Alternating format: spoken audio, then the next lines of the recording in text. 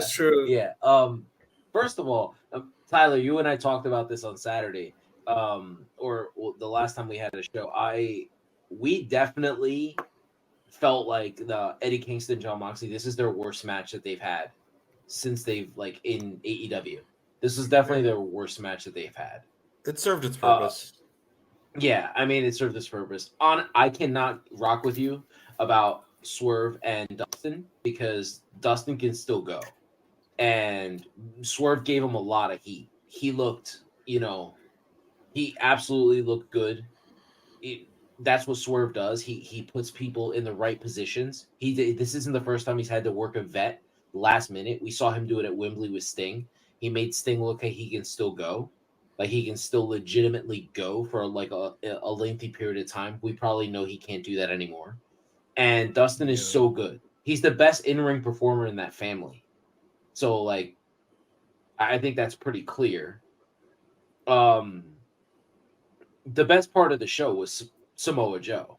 He was the shining star. He was the absolute star of the entire card. Uh, there's no if ands or buts about it. When I made the reference before we started this segment about how they messed up, it's because there was a certain wrestler that, even if it was just as a precaution, should have been left off the card. That's what I kind of meant. But the show itself, yeah, it was kind of like it was kind of lackluster. I think the last three matches are the matches that mattered. The women's matches were serviceable.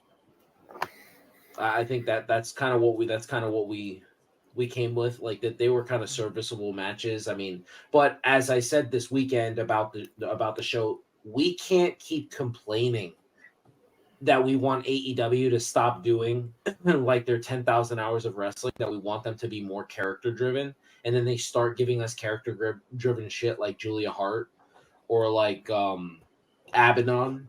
And then, we get it. And then we're still unhappy.